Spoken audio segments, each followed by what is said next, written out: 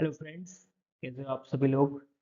तो आज हम लोग डिस्कस करने वाले हैं काफ़ी अच्छा जो है क्रिप्ट अरिथमेटिक एडिशन पजल है और बहुत इजीली जो है आप सॉल्व कर सकते हैं कंडीशन कि आप शुरुआत सही तरीके से करें। तो चलिए देखते हैं क्या है आज का पजल।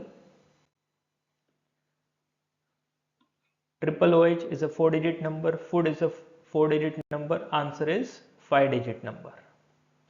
तो चलिए सॉल्व करते हैं। अब देखिए जो लेफ्ट मोस्ट कॉलम है यहाँ से हम लोग क्या बोल सकते हैं, f का वैल्यू डेफिनेटली 1 होगा। देखिए f का वैल्यू 1 है, 1 प्लस समथिंग आंसर 2 डिजिट में आ रहा है।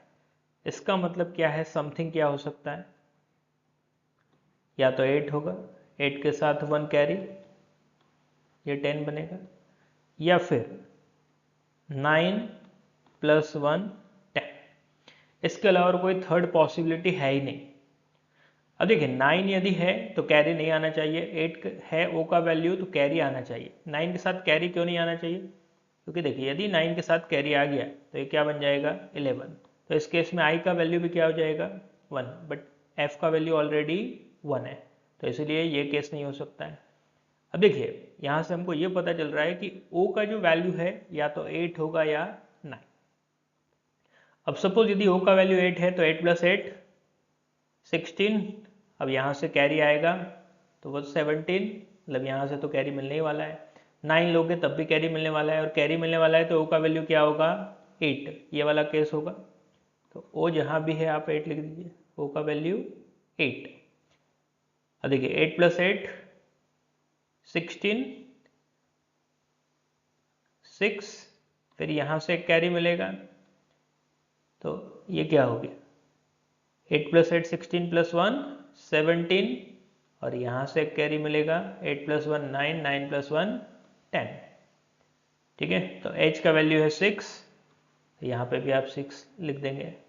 अब देखिए यहाँ पे आपने डेफिनेटली क्यों लिया 6, हमको तो नहीं पता था यहाँ से कैरी मिल रहा है या नहीं मिल रहा है, बट यहाँ से कैरी नहीं मिलना चाहिए, क्योंकि यदि कैरी मिलेगा, ठीक है, तो 8 प्लस 8 16 प्लस 1 17, यहाँ पे भी क्या आ जाएगा 7, और ये दोनों सेम हो जाएंगे। तो ये तो हमको पता है कि यहाँ से कैरी मिल रहा है, बट यहाँ से नहीं पता था, बट क्यों, क्योंकि यदि यहाँ से भी कैरी मिलेगा तो ये 6 की जगह क्या आ जाएगा 7, तो ये दोनों ही 7, मतलब जी और एच दोनों ही क्या हो जाएंगे 7, तो वो पॉसिबल नहीं है।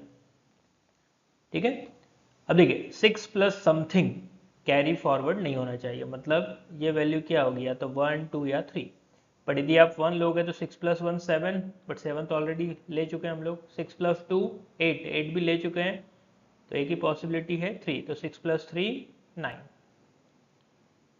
ठीक है, तो इसका मतलब क्या है, डी का वैल्यू क्या होगा 3, तो 6 plus 3 9, then 8 plus 8 16, 6 1 carry forward किया, देन ये 17 अगेन 1 कैरी फॉरवर्ड किया, और ये 10।